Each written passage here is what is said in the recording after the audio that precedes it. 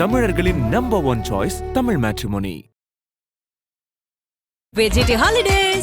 GT Holidays, South India's #1 travel brand. தனுசு ராசிக்காரர்களுக்கெல்லாம் இந்த March மாத பலன்கள் எப்படி இருக்கு? முதலாவதாக சுக்கிர பயிற்சி நடக்கிறது. கும்பத்தில் இருக்கின்ற சுக்கிரன் மீனத்திற்கு போகிறார். ரொம்ப சந்தோஷம். இதனால் என்ன ஆக போகுது?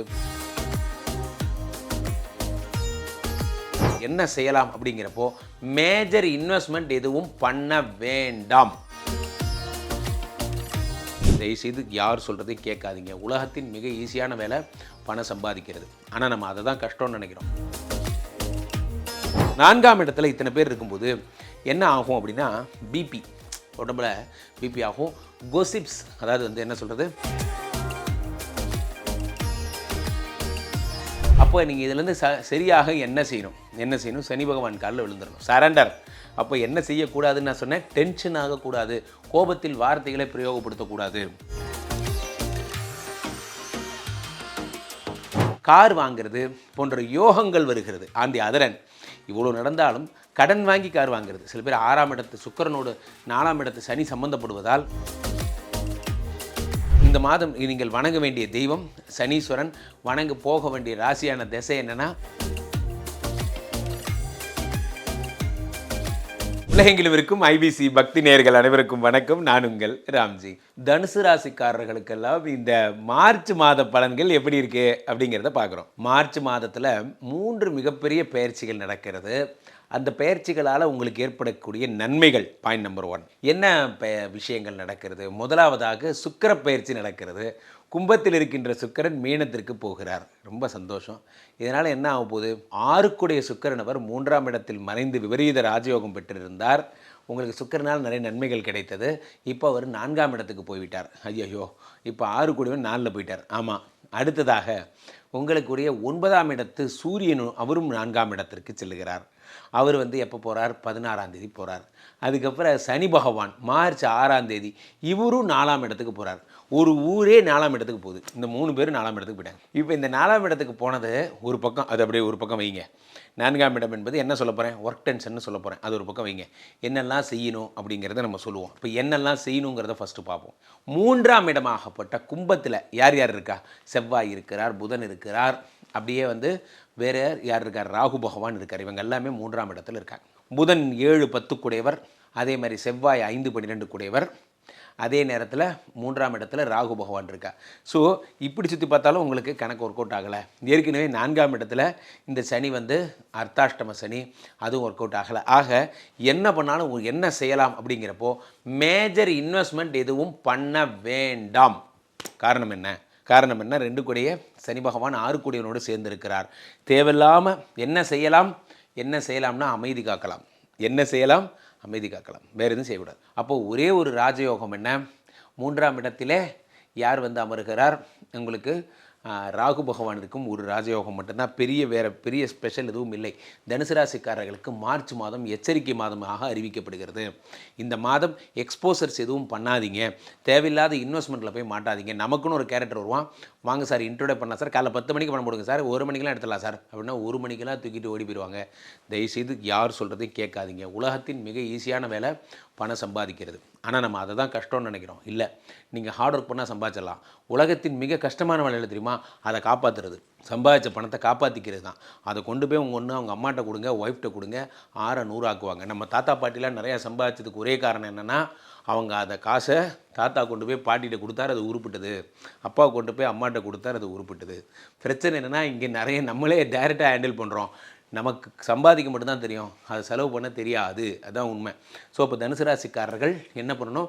ரொம்ப ஜாக்கிரதையாக இருக்கணும். 4ஆம் இடத்துல இத்தனை பேர் இருக்கும்போது என்ன ஆகும் அப்படின்னா பிபி, உடம்புல பிபி ஆகும். கோசிப்ஸ், அதாவது என்ன சொல்கிறது, நம்ம சொல்லுவாங்க இல்லையா, இந்த விமர்சனங்கள், கிசு அவதூறு.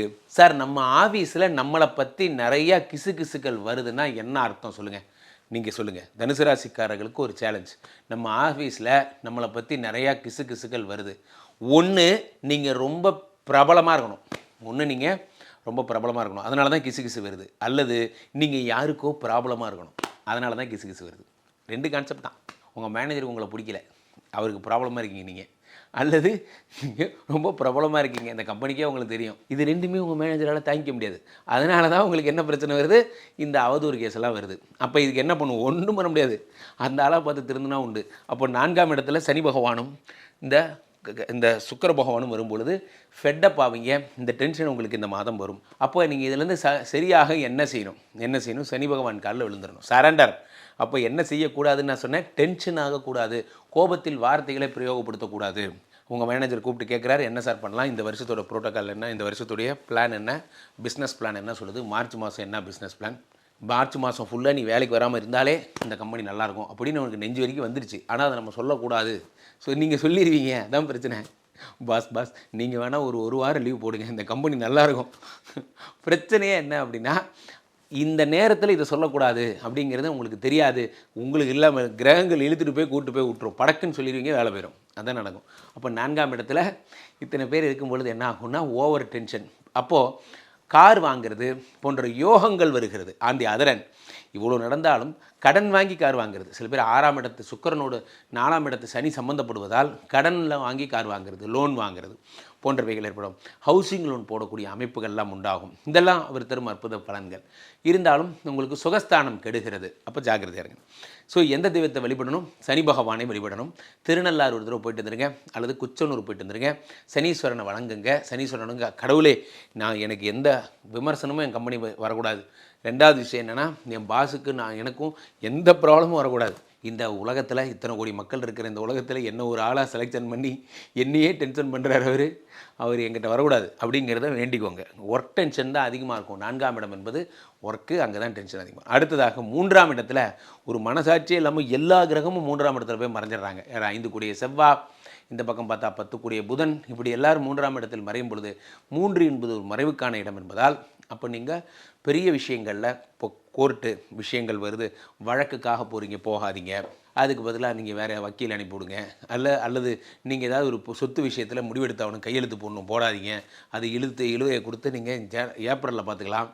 இப்படி எல்லாத்தையும் போஸ்ட்பான் பண்ணுங்கள். இந்த மாதம் உங்களுக்கு வர்றது எல்லாமே என்ன தான், சில நேரங்களில் கிரிக்கெட் பார்த்தவங்களுக்கும் உங்களுக்கு நல்லா தெரியும். எல்லாருமே கிரிக்கெட் பார்ப்பீங்கன்னு நினைக்கிறேன். எல்லா நேரமும் 6 அடிக்கணும்னு அவசியம் இல்லை. நமக்கு நேரம் சரியில்லை என்ன பண்ணணும், டொக்கு வச்சுக்கிட்டே இருக்கணும். இப்போ எப்படியும் பால் ஸ்டெம்புக்கு மட்டும் போகக்கூடாது, அதுதான் நம்மளுடைய டார்கெட். இப்போது டொக்கு வைங்க. இந்த மாதம் ஃபுல்லாக என்ன பண்ணோம், யூ ஸ்டாப்பிங் த பால், என்ன ஸ்டெம்புக்கு போகாமல் காப்பாற்றுறதே ஒரு பெரிய வேலை உங்களுக்கு. ஸோ நன்றாக புரிந்து கொள்ளுங்கள். இந்த மாதம் ஃபுல்லாக இது. அடுத்ததாக இந்த மாதம் நீங்கள் வணங்க வேண்டிய தெய்வம் சனீஸ்வரன். வணங்க போக வேண்டிய ராசியான திசை என்னென்னா மேற்கு.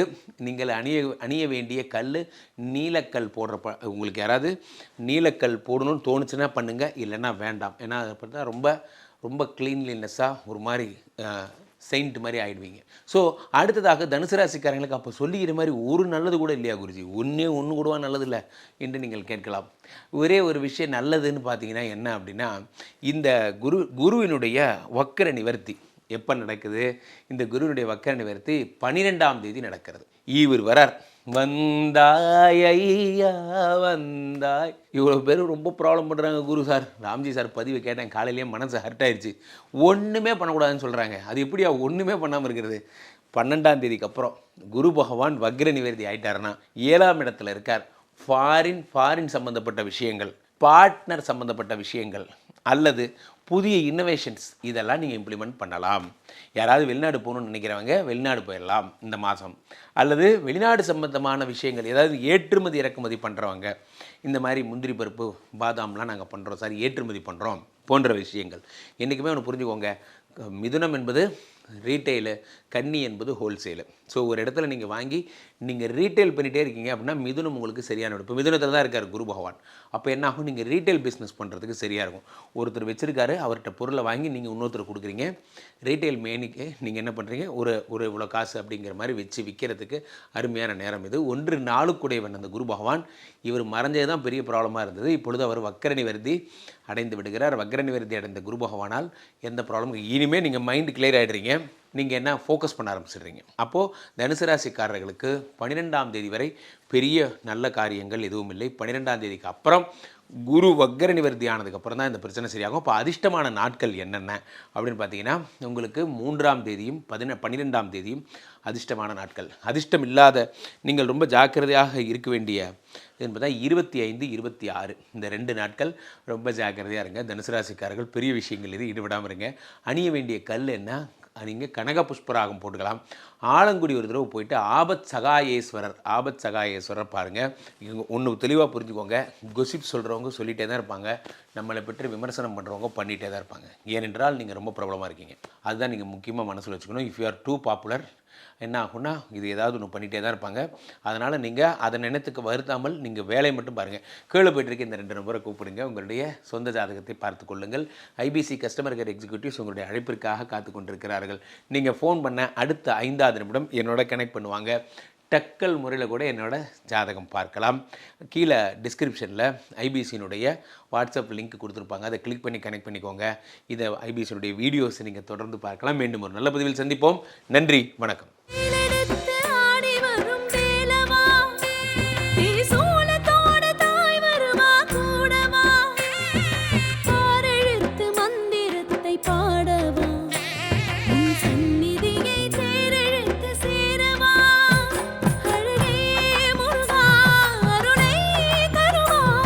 தமிழர்களின் நம்பர் 1 சாய்ஸ் தமிழ் மேட்ரிமோனி.